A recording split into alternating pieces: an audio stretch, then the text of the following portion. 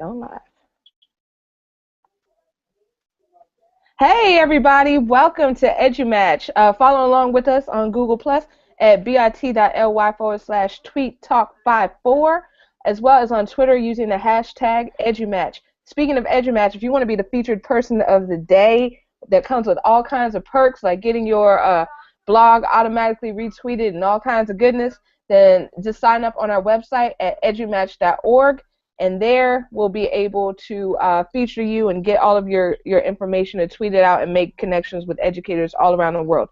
Definitely want to give a huge shout out to EdCamp Global. It took place this past weekend. Had a great time down there. I got a chance to be down there at headquarters, so it was phenomenal.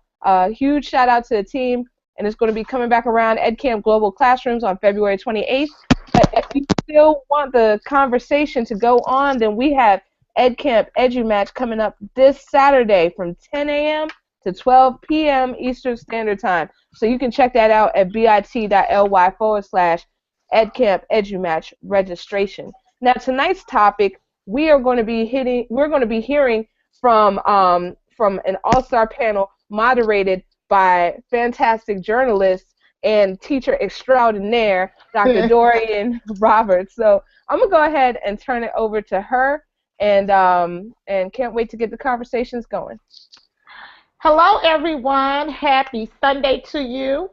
I want to just give a little background as to where this conversation came from.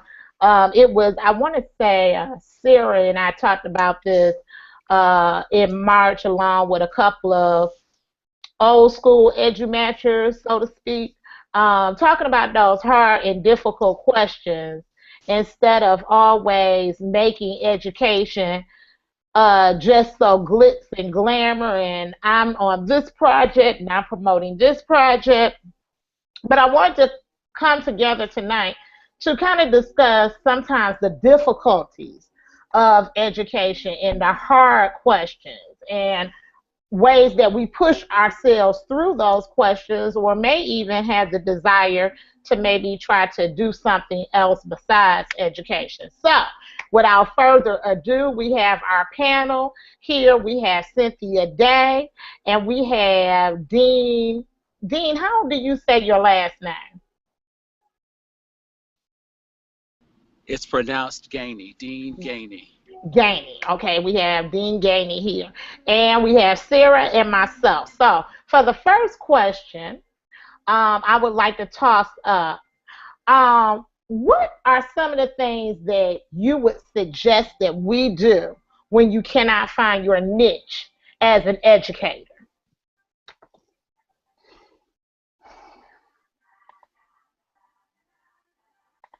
Dene, I think you're on mute.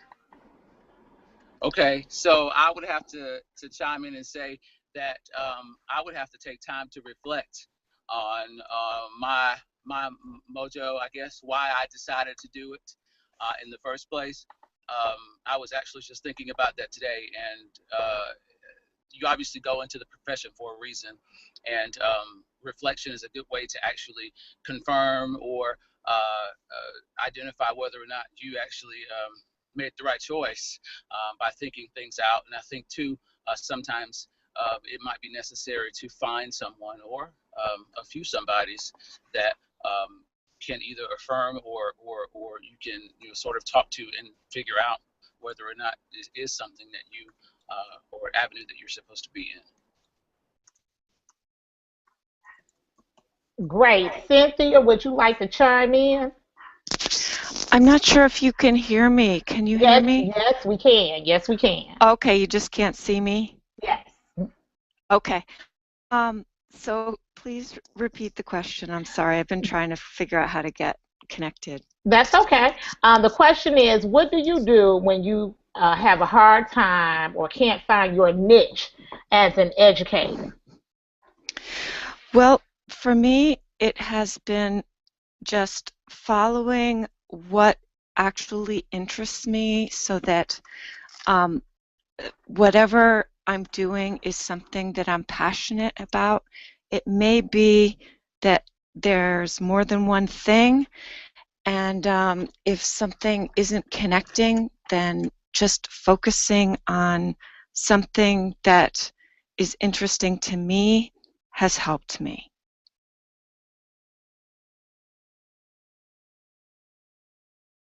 Okay, sounds good. And Sarah, would you like to make a comment?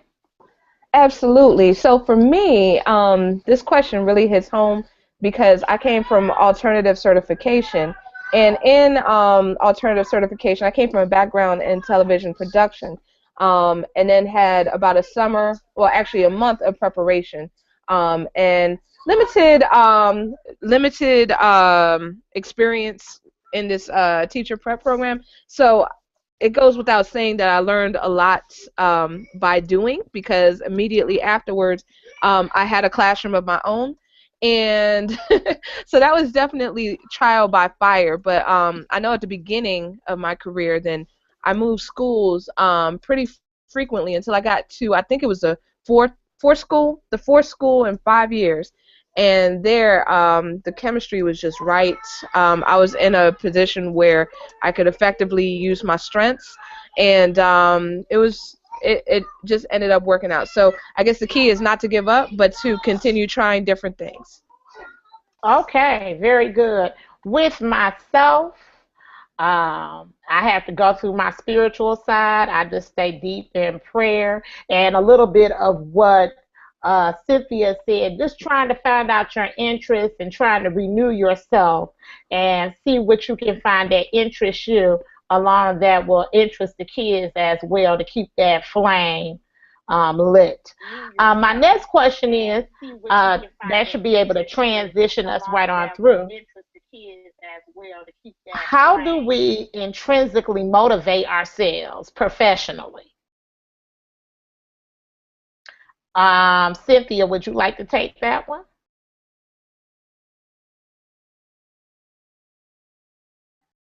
I think you're on mute.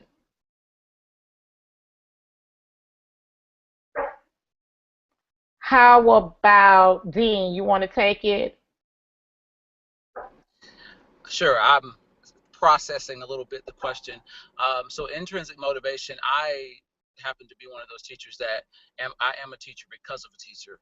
So a lot of times I'll reflect back onto the things that I saw in the teacher that inspired me, and then I have to also remind myself of what I was drawn to as a kid, going through school. And so I often would put myself in the shoes of my students, and somehow that motivates me to make it happen in the classroom, if that makes sense.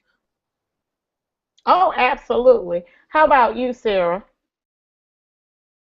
For me, I'm just fascinated with learning new things. I consider myself a lifelong learner, probably evidenced by the fact that I have not been out of school since the age of 3. But I just love Mm. learning, and I just love learning new things, and especially trying these new things out when I learn them. So I guess, we're not really much different from our students, but having that authentic learning and being able to actually apply it. So I love learning about my students, what drives them, what motivates them, and definitely applying that. Now in this new role, I love learning about what works, from and with my colleagues, and just kind of transferring that over to what I currently do. All right, sounds good. Do we have Cynthia back with us?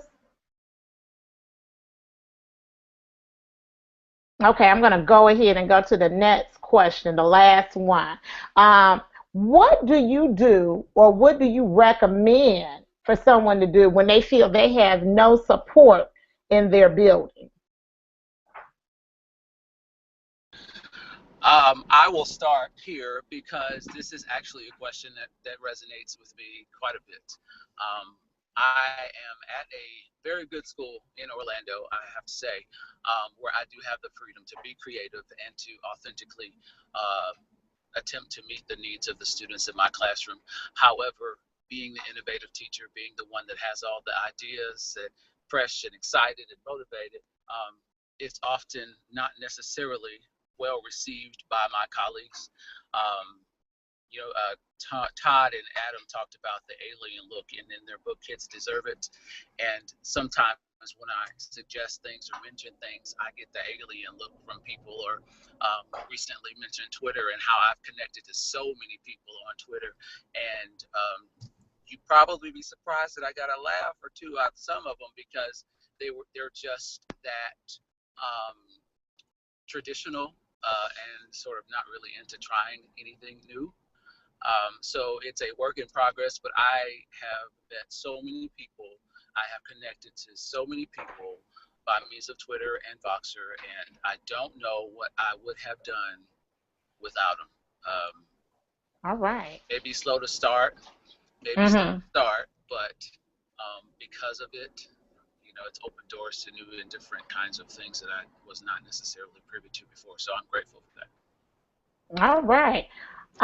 Cynthia, our question is, what happens when you have no support in your building? What do you do, or what would you advise someone else who might be in that situation to do?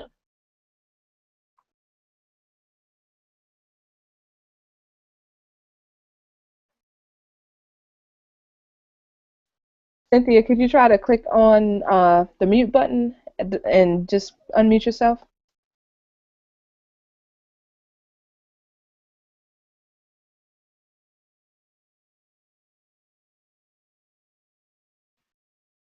Sarah, you want to try to take it away? Because I don't think I can hear Cynthia.